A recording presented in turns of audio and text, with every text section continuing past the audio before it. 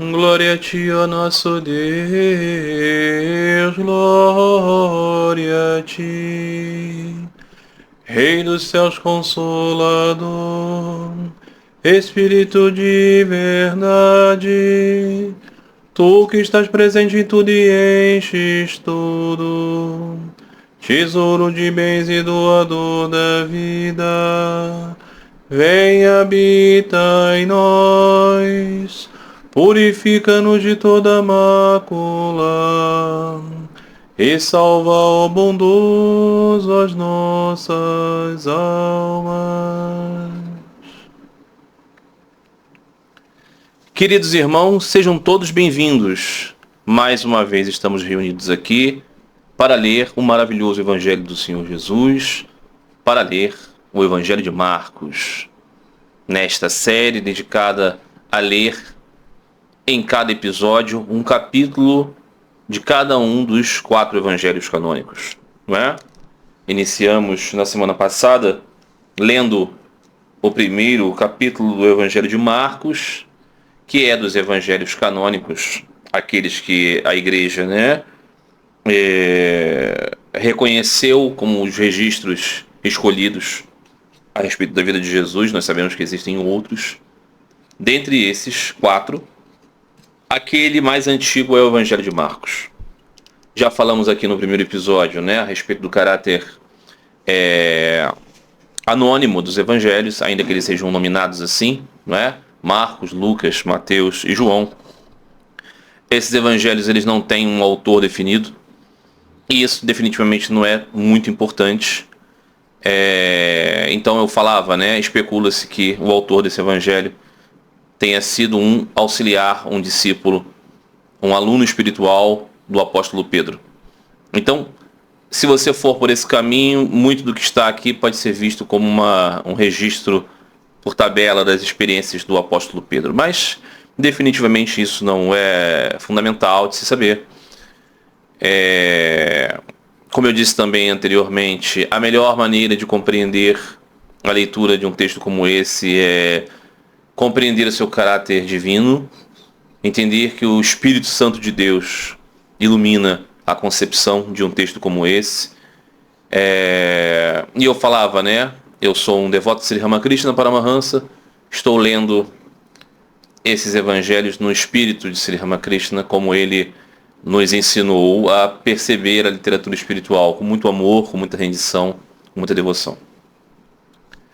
Então estamos aqui neste segundo capítulo, vamos ler e vamos comentar. No capítulo anterior, como vimos, o Senhor Jesus, ele recebeu o batismo de João no Jordão, ele foi ao deserto logo após, e depois ele começa a entrar em contato com as pessoas para pregar nas sinagogas, e nas sinagogas existem eventos extraordinários. Ele é abordado por pessoas aparentemente tomadas por espíritos, que reagem a Jesus e Jesus os expulsa, e isso leva Jesus a ser conhecido como alguém dotado de dons. Então as pessoas começam a ir a ele para buscar curas, e o Senhor, por misericórdias, atende. Em uma dessas, um dos curados espalha por todos os lugares que Jesus o curou. Ele era um homem dotado de lepra, uma doença que carregava naquele tempo um estigma terrível.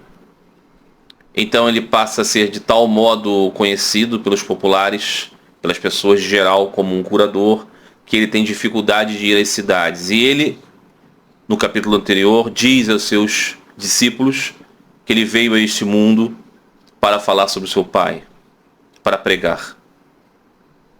Também, naquele capítulo anterior, temos que o Senhor chama entre os pescadores os seus primeiros discípulos, Ele os escolhe e eles o atendem, largando tudo, largando as suas vidas seculares no símbolo de largar as suas redes, e seguem o Senhor. Então, daqui estamos. O resumo, deste capítulo está colocado logo no início, nesta tradução do Frederico Lourenço, Como eu disse para vocês, eu escolhi esta tradução deste erudito português, um laureado tradutor de textos gregos, que pegou essa empreitada de traduzir a Septuaginta, a versão do Antigo Testamento, direto do idioma grego, que era a versão do Antigo Testamento mais conhecido pelos contemporâneos do Senhor Jesus. E ele, claro, também fez o Novo Testamento sempre em grego mesmo, mas aqui nós temos, né, toda a qualidade deste tradutor, que se esmerou muito no significado, no sentido mais próprio do que está no texto.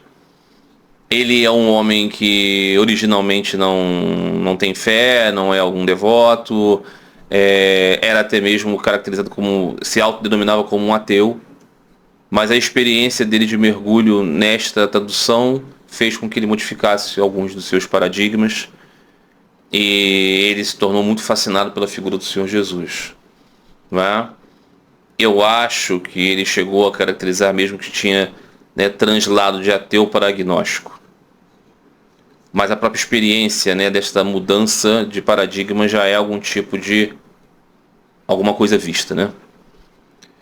Muito bem.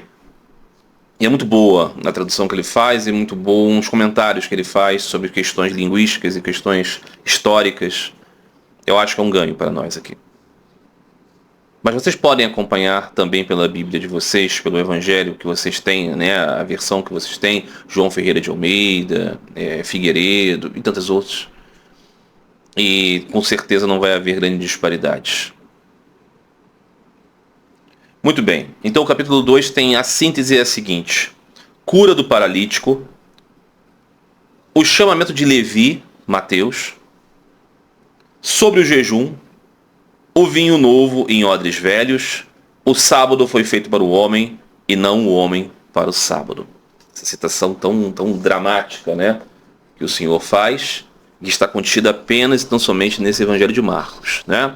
Vocês sabem, né, que os evangelhos de Marcos, Lucas e Mateus, eles têm muitos aspectos, né, chamados sinópticos. Eles são como se fossem, né, três olhares sobre as mesmas coisas, e muitos tópicos são narrados nos três evangelhos, né? Cada um com seu próprio sotaque, mas eles estão lá. Muitas pessoas entendem que isso se dá porque os evangelhos de Lucas e de Mateus foram inspirados no evangelho de Marcos. Mas há as coisas que só existem em cada um deles. E essa frase, por exemplo, só está aqui em Marcos. Muito bem, meus amigos, vamos à leitura. Leitura e os comentários. E tendo Jesus voltado de novo a Cafarnaum, vocês lembram, né? Ele sai de Cafarnaum, ele chama os seus discípulos, ele vai até o Jordão, ele começa a falar nas sinagogas, ele ganha muita popularidade, ele vai a outras cidades. Então ele está retornando a Cafarnaum, onde tem aquele primeiro movimento dele ser reconhecido como alguém muito extraordinário. Não é? Muito bem. E tendo Jesus voltado de novo a Cafarnaum, dias depois, ouviu-se dizer que estava em casa, na casa dele. Ok? Juntou-se tanta gente que nem mesmo em volta da porta havia lugar. E pregava-lhes a palavra. Ou seja, uma multidão foi até ele. Por que uma multidão foi até ele? Pelas notícias das suas curas. Isso que precisamos deixar claro, né?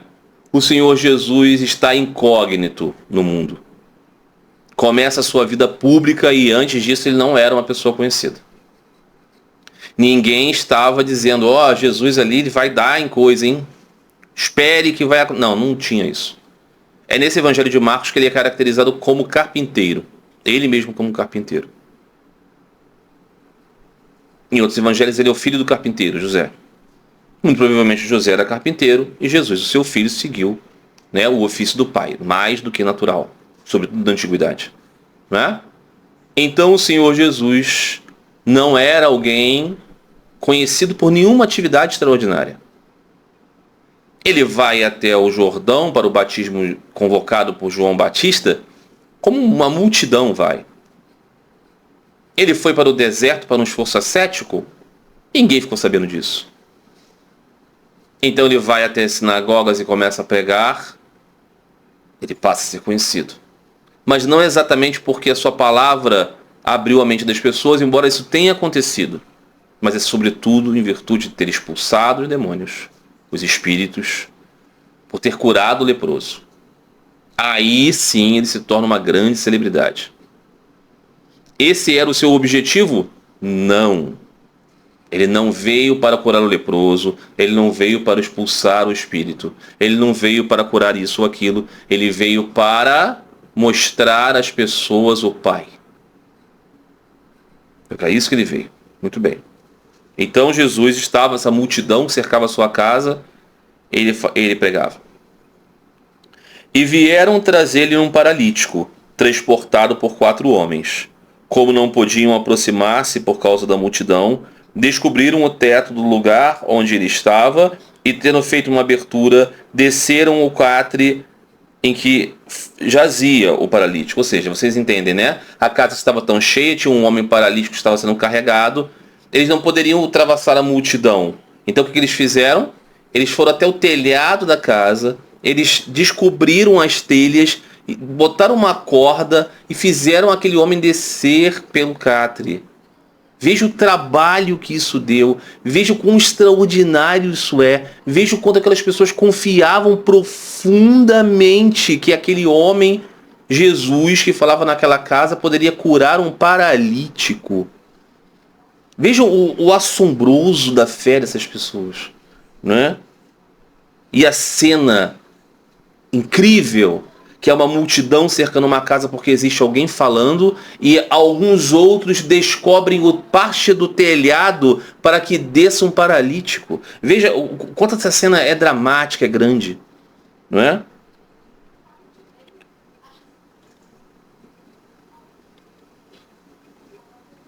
E vendo Jesus a fé deles, disse ao paralítico: Filho, são perdoados os teus pecados. Veja, Jesus ficou completamente tocado pelaquela manifestação de fé. Mas ele não diz, então você agora vai andar, você vai ficar curado. Não, ele diz, em virtude daquela manifestação de fé, que os pecados do sujeito estão perdoados, que é a maior das curas, que é o maior dos milagres, que é a maior das bênçãos, se você tem uma percepção espiritual, não é? Porque você nasce e você morre. O paralítico, uma hora curado, vai morrer um dia. Mas e o perdão dos pecados? Que é o modo de se desconectar de Deus. Se você pode ser limpo disso, que algo mais pode haver. Não é verdade? Estavam alguns escribas ali sentados e debatendo nos seus corações, diziam, porque fala-lhe assim, blasfema, quem pode perdoar pecados a não ser Deus unicamente? E logo percebendo Jesus no seu espírito que eles estão assim a debater consigo mesmos, diz-lhe, por que debateis essas coisas em vossos corações? O que é mais fácil, dizer ao paralítico, são perdoados os teus pecados? Ou dizer, levanta-te, pega no teu catre e anda? Para que saibas que o Filho da Humanidade tem poder para perdoar os pecados na terra, ele diz ao paralítico, digo-lhe, levanta-te, pega o teu catre e vai para a tua casa. Ele levantou, pegou o catre e saiu à vista de todos, de modo que todos se maravilharam e glorificaram a Deus, dizendo, nunca vimos coisas assim. Então aqui vemos o extraordinário disso, né? E aqui eu vou comentar algumas similaridades com o ensinamento de Sri Ramakrishna Paramahansa. Primeiro que é evidente, o Senhor não está vindo a esse mundo para curar. Sri Ramakrishna também tinha essa posição.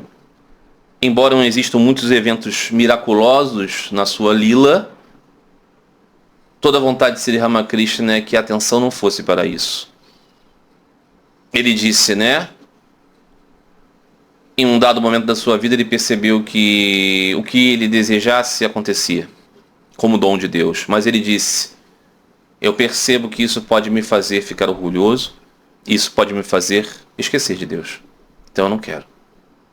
Ele dizia, eu ofereço a Deus, ofereço a mãe, como ele chamava Deus. Ó mãe, aqui está diante de vós toda a beleza e toda a feiura. Fica contigo, ó mãe, que é dona de tudo. Dê-me apenas amor por ti. Aqui estão todas as fraquezas e todas as forças. Estão todos os seus pés. Dê-me apenas amor por ti. Sri Ramakrishna dizia que poderes extraordinários podem fazer a pessoa se tornar muito materialista. Ele contava uma anedota assim: existia um mestre espiritual e o seu discípulo.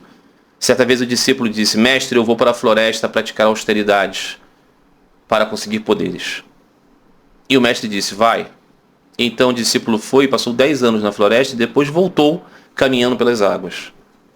Então se aproximou do mestre e disse: mestre, após 10 anos de austeridades aqui eu estou, eu cheguei ao Senhor caminhando pelas águas, atravessei o rio caminhando pelas águas. E o mestre disse a ele: mas então depois de 10 anos de austeridades o que você conseguiu fazer foi atravessar o rio? Filho, se você tivesse me falado eu tinha conseguido para você 2 moedas e você tinha pago o barqueiro. Isso significa dizer que não é grande coisa o efeito físico neste mundo, porque esse mundo é transitório. A grande questão é a purificação do coração. E o Senhor Jesus ensinava o mesmo que Sri Ramakrishna. Ele também não estava tão preocupado com isso. Tanto que foi ao âmago da questão. Emocionadíssimo com aquelas pessoas, com a fé daquelas pessoas, disse: filho, os seus pecados estão perdoados. Porque é isso que o devoto quer. É isso que o devoto deve querer. Mas então, o Senhor Jesus percebeu misticamente que existiam pessoas ali no meio daquela multidão, que eram os tais escribas, que eram os instruídos na fé, que eram os eruditos, que era o paralelo com o Sri Ramakrishna, os panditas, os conhecedores das escrituras, da lei, que nos seus corações diziam: mas como esse homem Jesus pode falar para alguém: eu perdoo os vossos pecados, se isso evidentemente é da seara do Senhor? Ele blasfema. Então isso é errado. E naquele momento eles começaram a condená-lo, eles começaram a vê-lo como alguém que era obscuro, começaram a pensar que ele não era um bom mestre. Então o Senhor Jesus percebeu isso no coração deles, porque eles não estavam externalizando isso. Eles não estavam dizendo: ei, não pode falar não, isso não, você está sendo blasfemando. Não, no coração. Então profundamente espiritual foi aquele tipo de tensão que existia para aqueles homens. Aqueles homens que muito provavelmente eram sinceros religiosos. Aqueles homens que muito provavelmente estavam na melhor das suas boas intenções, tentando perceber as coisas pelo olhar das Escrituras. Mas o Senhor Jesus então diz a eles, claramente nesse momento, já revelando a eles o seu poder, dizendo: porque vocês estão no seu coração tumultuados, porque eu disse: filho, perdoados estão os seus pecados. Que seria mais complicado dizer: filhos, estão perdoados os seus pecados, ou se eu dissesse para ele: levanta, abandona a sua paralisia e vai embora. Então o Senhor Jesus disse: vai, levanta, pega o teu catre e vai para casa. E aquele homem fez.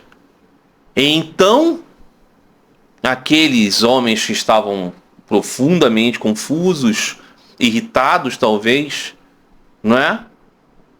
Pelaquela blasfêmia que eles identificaram que Jesus havia dito, agora estavam completamente estupefactos e diziam: nunca vi isso. Porque não foi uma declaração subjetiva que alguém poderia dizer como bobagem, não. Eles viram a realização de um ato físico. E aí qual é o ponto?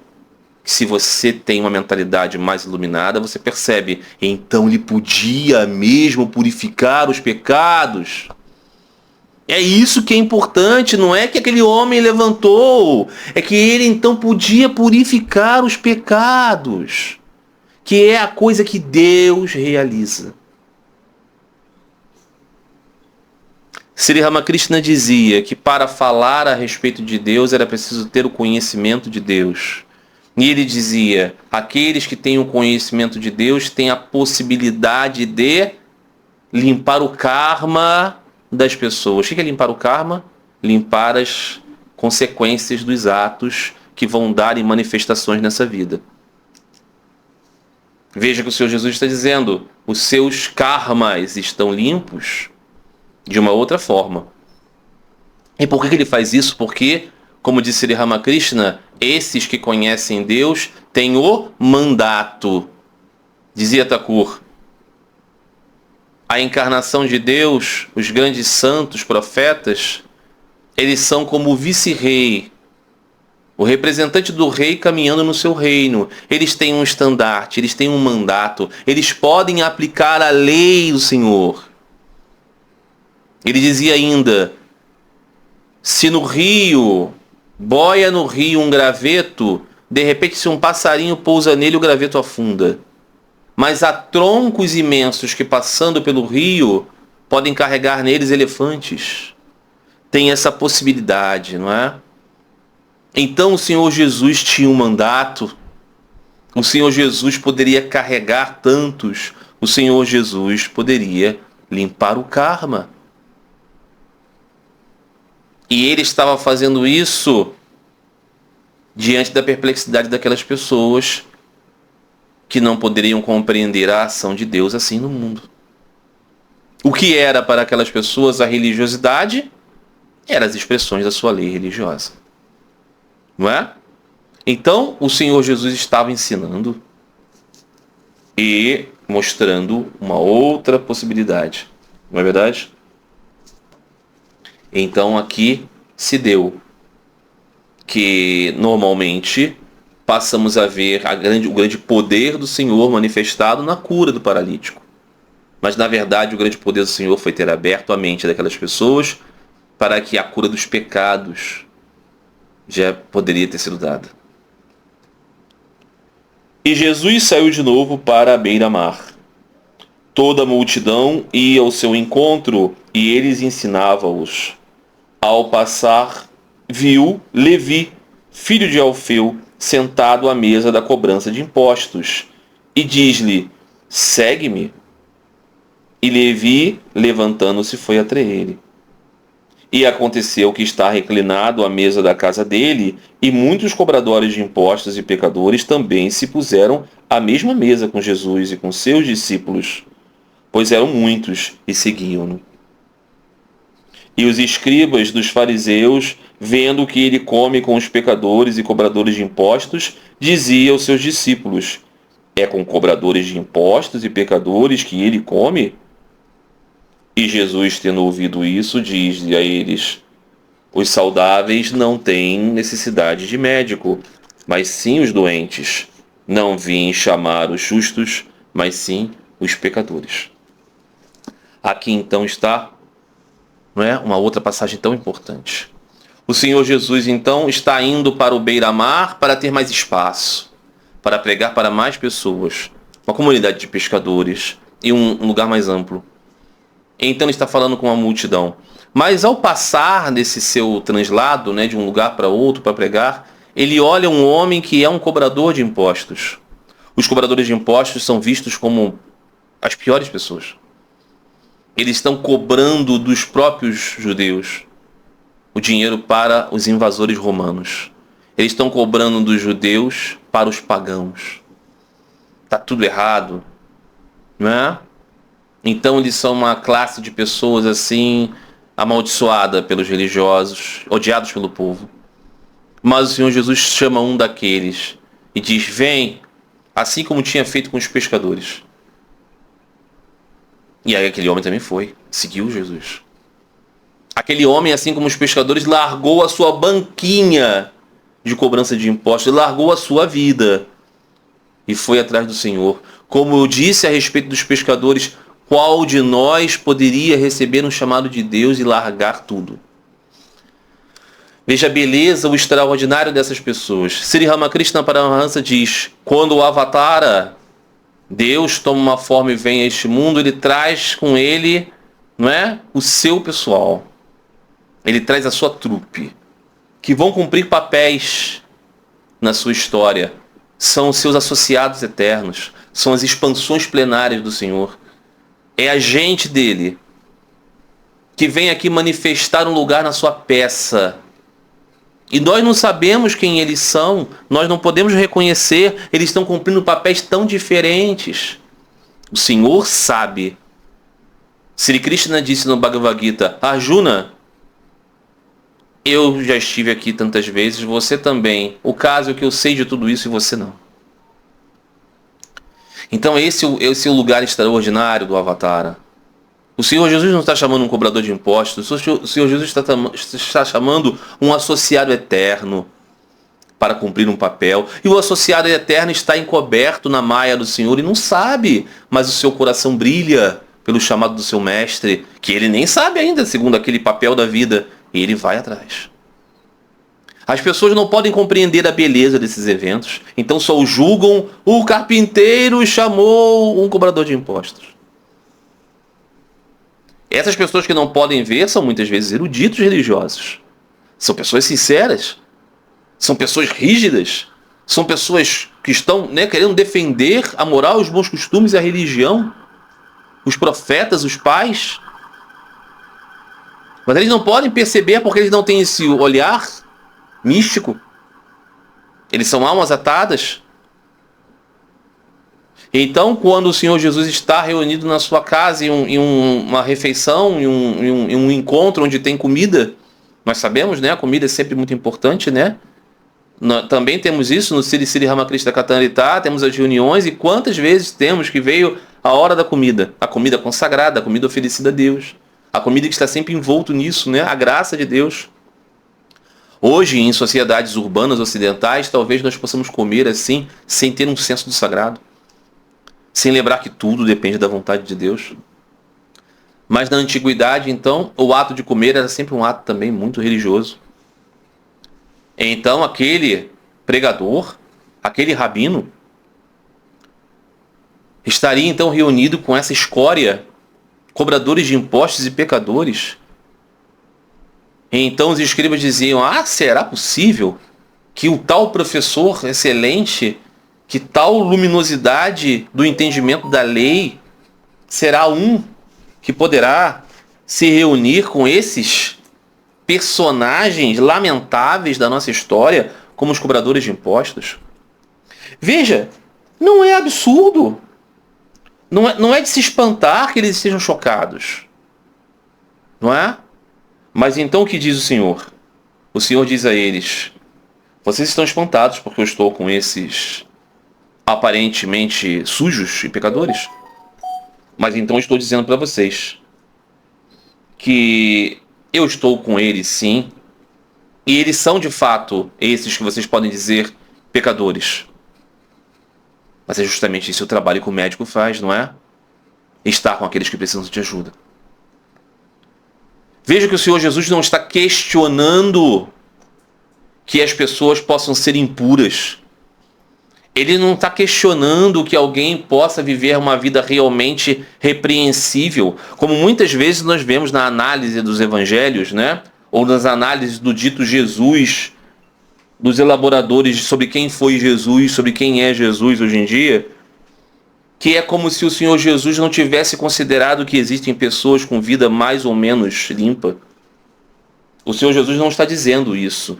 Ele está dizendo: eu sei, essas pessoas realmente vivem de modo pecaminoso. Mas de alguma maneira elas são chamadas, elas ouvem e elas querem a cura. E eu sou o médico. Então o que há de errado em você buscar a ovelha que se perdeu? Não seria o correto? Não é? Então nós vemos nisso um paralelo também com a lila de Sri Ramakrishna. Certa vez houve um homem, um dramaturgo, que era também um ébrio, e ele foi até o templo onde Sri Ramakrishna estava, sempre reunido com os devotos, e existia toda uma atmosfera de grande respeito e adoração até por Sri Ramakrishna. Mas então chegou aquele ator, aquele dramaturgo, aquele ébrio, aquele bêbado, aquele mulherengo, e ele chegou lá um pouco alto, ok?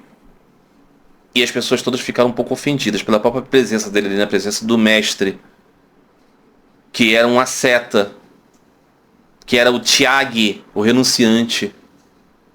Então Sri Ramakrishna está falando com os devotos, e aquele homem começa a tirar um pouco de pilhéria sobre aquele guru, sobre aquele sadhu. E Sri Ramakrishna não fica tumultuado com aquilo, mas os discípulos, os devotos ficam. Em um dado momento, aquele homem começa a falar com Sri Ramakrishna e diz: mas será que há algo para beber? E Sri Ramakrishna diz, talvez da bebida que você está acostumado a beber eu não tenho, mas eu tenho algo que seria muito melhor. E aquele homem irreverente diz, é escocês? O uísque? E Sri Ramakrishna não se tumultua, embora houvesse tensão, ok? Muitas pessoas queriam tirar aquele homem dali.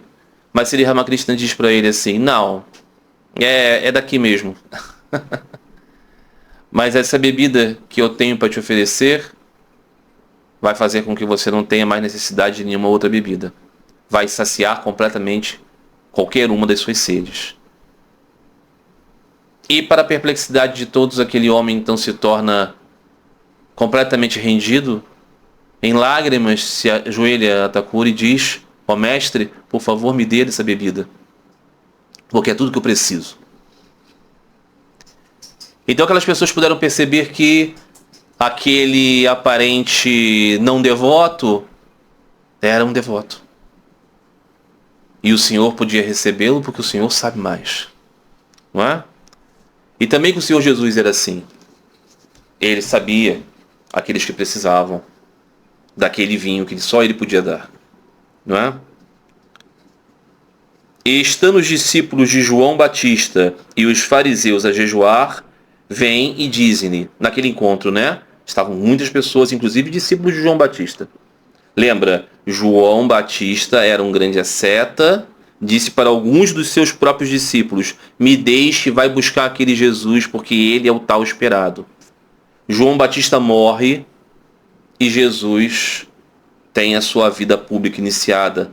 Alguns dos discípulos de João Batista vão visitar Jesus e estranham aqueles comportamentos. Ele se reúne com cobradores de impostos.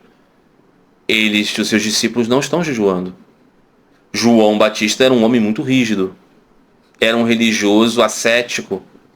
Era alguém preocupado com a moral e os bons costumes. Ele morreu porque ele se antagonizou com o rei, que tinha um relacionamento aparentemente libidinoso com a sua afilhada, com a sua enteada. Ele já estava envolvido pecaminosamente com a sua cunhada. João Batista é decapitado porque ele confrontou a vida incestuosa do rei. Então João Batista tinha discípulos que eram moralistas, moralizadores, e eles estavam muito preocupados com a rigidez das coisas. Por isso que é tolice, falta de estudo, falta de leitura, apontar João Batista como um essênio. João Batista estava completamente comprometido com a ortodoxia daqueles judeus do templo. Ele só era mais ascético do que todos. Ele só era mais rígido do que todos. Mas ele era um ortodoxo nesse sentido. Ok? Então os discípulos de João talvez estivessem querendo se aproximar de Jesus, mas queriam ver se ele era tão ortodoxo quanto o seu antigo mestre. Então eles perceberam que os discípulos de Jesus não jejuavam. Então eles perguntaram, por que os discípulos de João e os discípulos dos fariseus jejuam, e os teus discípulos não jejuam? A pergunta que veio ao teu Senhor Jesus. E Jesus disse-lhes, os convidados do noivo não podem jejuar enquanto o noivo estiver com eles, não? Enquanto tem consigo o noivo, não podem jejuar.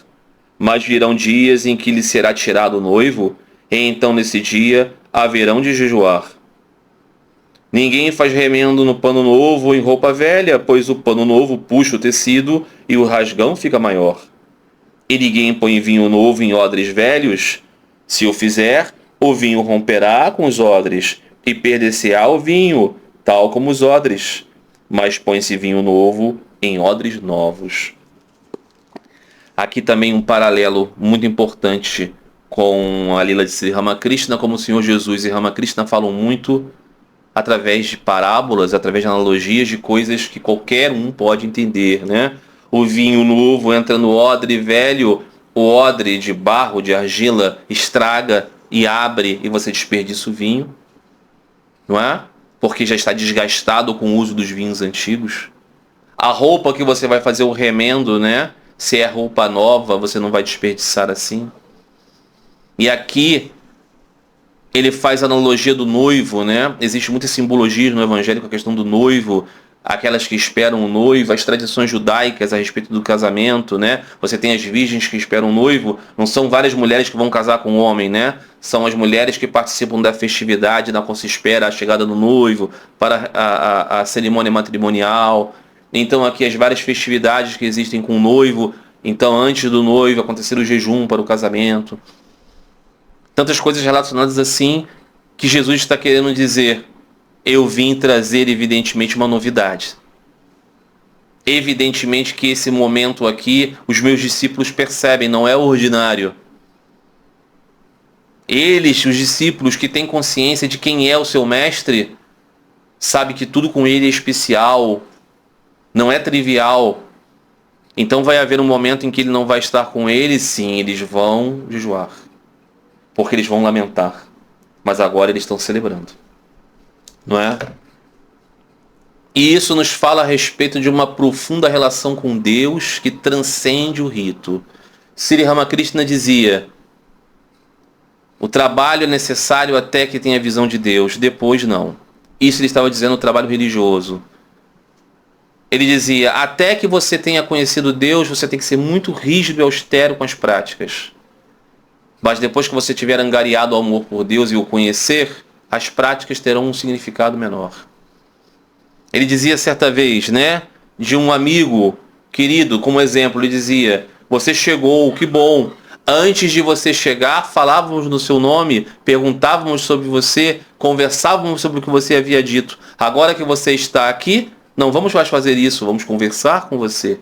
Então, assim é. Aqueles discípulos do Senhor sabiam que estavam com o Mestre amado. Então eles não estavam nas austeridades da espera por Deus para conhecer Deus. Eles estavam no seu convívio. É claro que isso não poderia ser entendido perfeitamente pelos discípulos de João Batista, pelos escribas e fariseus, porque a visão deles não poderia contemplar o Avatara, esse mistério. Não é? Então é isso. A busca por comunhão por Deus é a vida do místico. O místico muitas vezes escandaliza o formalista religioso. O formalista religioso é sincero, mas ele não tem a experiência da comunhão. E aconteceu que ele ia em dia de sábado através das searas, e os discípulos começaram a colher espigas pelo caminho. Os fariseus diziam-lhe: olha, por que fazem eles no sábado o que é proibido? Ele disse-lhe: nunca lestes o que fez Davi quando teve necessidade e sentiu fome, e ele e os que estavam com ele? Como ele entrou na casa de Deus, ao templo do sumo sacerdote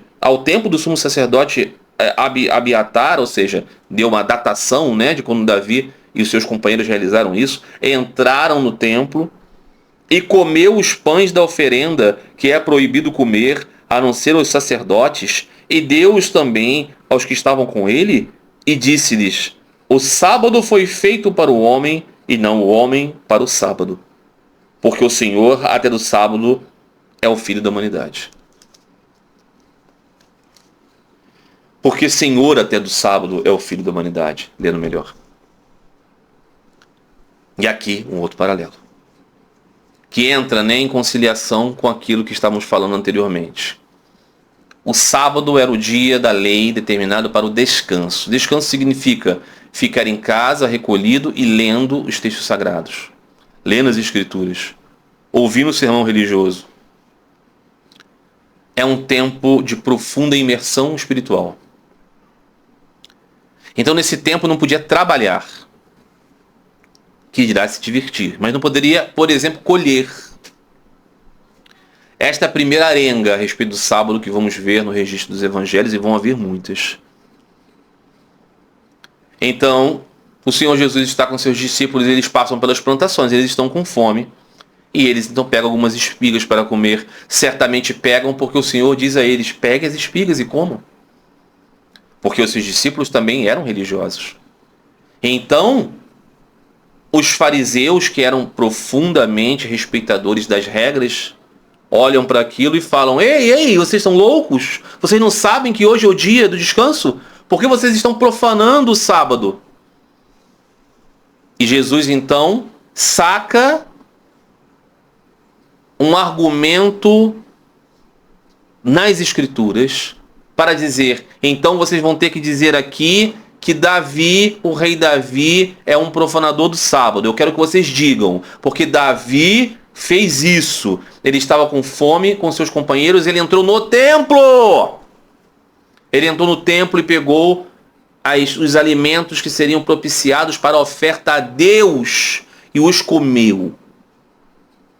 Não é que ele pegou plantações e comeu de milhos que seriam ainda oferecidos a Deus. Não, ele pegou já o alimento da propiciação e comeu com seus companheiros. Ele entrou no templo e pegou aquilo tudo para matar a sua fome. Será que Davi é um profanador da fé de vocês? E com isso ele estava querendo dizer, a observação de vocês é ignorante ou hipócrita. Ou vocês desconhecem a história da fé de vocês, ou vocês a conhecem e fazem um olhar dúbio, querendo aqui questionar, mas sem questionar Davi. E Jesus diz a eles algo que é muito mais profundo do que isso, e diz: o dia do sábado, o dia do descanso, foi feito para o benefício dos homens, das almas, e não o contrário. Não é que o homem tenha sido concebido para o sábado. Não, o sábado é uma ferramenta. O que isso significa dizer? Que o sábado espiritual é uma coisa muito positiva, mas ele é positivo no sentido de que ele espiritualiza o homem. Da mesma forma que nós podemos dizer os serviços religiosos, a missa, o culto e todos os outros demais serviços, as orações dos muçulmanos e tudo mais, tudo aquilo que cada religião ensina para praticar é feito para o homem se espiritualizar. Se ele se desespiritualiza e pratica porque é a norma, ele perdeu o sentido. Então ele diz que até mesmo do sábado o Filho do Homem é Senhor. E claro, aqui aqueles religiosos vão estar pensando, primeiro, vergonha, irritação, porque ele demonstrou que nós estamos sendo hipócritas ou que nós somos ignorantes. Realmente, Davi fez isso e agora nós estamos falando. Então, será que nós iríamos ser anatematizadores de Davi? Não. Então, ele nos colocou numa saia justa. E eles ficam irritados. Porque todas as pessoas que são assim, né? Colocadas à prova, que são demonstradas no seu erro, que são desmascaradas, ficam chateadas. Então, aqui nós podemos começar a perceber como a obra do Senhor Jesus de dizer a verdade e de iluminar tinha como ônus esse problema, né? Você se antagonizava com aqueles que estavam um tanto quanto obscurecidos. Que poderiam ser até sinceros, mas eram orgulhosos, eram um pouco ignorantes. E eles ficaram chateados com isso. E depois, eles devem ter ficado extremamente confusos quando o Senhor Jesus começou a dizer aquelas coisas. O sábado é feito para o homem. Até aí eles poderiam entender. De repente nós não estamos, então, segundo o seu olhar, entendendo bem o sentido do sábado. Mas quando ele diz o Senhor, o Filho da humanidade, é Senhor do sábado, aí eles estavam começando a pensar que tem alguma coisa de muito estranha com esse tal Filho da humanidade. Que raios é isso? E é assim que termina essa passagem. É um antagonismo muito evidente que temos aqui, já nesse primeiro lugar aqui. Vemos, tinha havido o grande milagre de um paralítico se levantar. E o Senhor então está a chamar para seus discípulos aqueles que são considerados a escória, como por exemplo um cobrador de impostos. E ele é visto como alguém talvez liberal demais por ascetas dos mais variados tipos, inclusive os discípulos de João. As suas respostas são no sentido de que algo novo está acontecendo. E é claro que isso é motivo de controvérsia. Também Sri Ramakrishna viveu na sua lila muitos momentos em que ele mexeu com o senso de ortodoxia. Então, ele era um menino brahmane, nascido numa família brahmane. Ele era um brahmane pobre, como seus pais, e conviviam com muitas pessoas pobres de outras castas, inclusive com sua ama de leite, que era de uma casta inferior. Então acontece que quando o menino recebe na Índia o fio, que significa o seu segundo nascimento, das 3 castas superiores, a qual ele pode ouvir, ser ensinado a respeito dos Vedas, existe uma cerimônia que o menino raspa a cabeça e tudo mais e sai mendigando como um ato de demonstração de humildade perante Deus. Só que um Brahmane só pode receber esmolas de um Brahmane. Só que Sri Ramakrishna, o pequeno Gadadhar, tinha uma moça que ele gostava muito, uma senhorinha, que era de uma casta inferior. E Sri Ramakrishna disse: eu vou dar a você a alegria de me dar a primeira esmola no dia da minha consagração, quando eu receber o fio. Então ele foi dizer para os pais: eu vou receber a primeira esmola dela. E os pais dele, brahmanes, muito sinceros e muito sérios e muito puros, disseram: não, filho, não pode. Você só pode receber de um brahmane. Ela é de uma casta inferior. Então Sri Ramakrishna disse: mas eu prometi a ela. Então se eu vou começar a mentir, e isso é o ato de um brahmane, e assim eu vou estar melhor como brahmane, então eu não quero esse fio. Então os pais viram que eles foram pegos no pulo. E Sri Ramakrishna pôde ofertar a ela. Então, desde pequenininho já estava contestando. Não é? E durante sua vida muitas vezes foi assim. Em um dado momento ele se identificou tanto com Hanuman, o grande devoto do Senhor Rama, e ele era um devoto de Rama, Sri Ramakrishna. Os pais eram devotos de Rama, toda a sua família era de Vaishnavas, devotos de Rama. E ele então viu Hanuman como um exemplo e começou a se comportar como Hanuman, e como Hanuman ele não usava um fio bramânico. E aí ele não usou mais nenhuma identificação sectária. E teve um dado momento que ele começou a se interessar, por exemplo, pelos muçulmanos, que os muçulmanos faziam. Eles eram tão dedicados e piedosos, ele falou: eu quero conhecer como essas pessoas alcançam Deus, e começou a se comportar como um muçulmano. Imagine você, naquela sociedade, tão dividida, tão separada, o que seria complicado para um hindu, um brahmane, um sacerdote, poder se comportar como um muçulmano, comer como um muçulmano. E assim ele fez, procedeu, começou a se interessar pelo cristianismo, quis ir a uma igreja, não é? Em um dado momento de sua vida, ele começou a se interessar pela devoção profunda a Sri Krishna, e os grandes devotos das setas de Krishna, homens, se comportavam como as gopis, as vaqueirinhas de Vrindavan. E elas se comportavam, os homens se comportavam como se fossem moças. Nada de sexualidade aqui, ok? Mas se vestiam, falavam, serviam, mimetificando assim, né, a ação daquelas vaqueirinhas de Vraja. Sri Ramakrishna também fez assim. E convivia com as moças como se fosse uma delas. Imagine o quão chocante. Eu lembro de quando eu ouvi isso pela primeira vez, ainda diácono ortodoxo, quão chocado eu fiquei. Então, tudo aquilo era para transfigurar significados, tirar barreiras e trazer o mais puro. O Senhor Jesus vai fazer isso em um ambiente em que as pessoas talvez fossem mais hostis. Mas nós vamos ver isso no continuar da leitura desse evangelho. E eu espero, meus queridos amigos, que vocês tenham gostado, que vocês possam ouvir essas palavras, se atendo profundamente aos ditos do evangelho, e que vocês possam rogar a Deus por amor profundo no coração, pelos pés de lótus do Senhor, não é? Que vocês possam se identificar com o Senhor Jesus profundamente, humildemente, e rogar a Deus por um amor rendido. Um amor além das barreiras, da tradição, da cultura, não é? E que possamos saber que Deus pode purificar o nosso coração. Ele pode curar os nossos pecados. Não venhamos a pedir a Deus por cura das coisas do corpo, por riqueza, por resolver os problemas desse mundo. Existe algo muito superior a isso. É o espírito do nosso coração.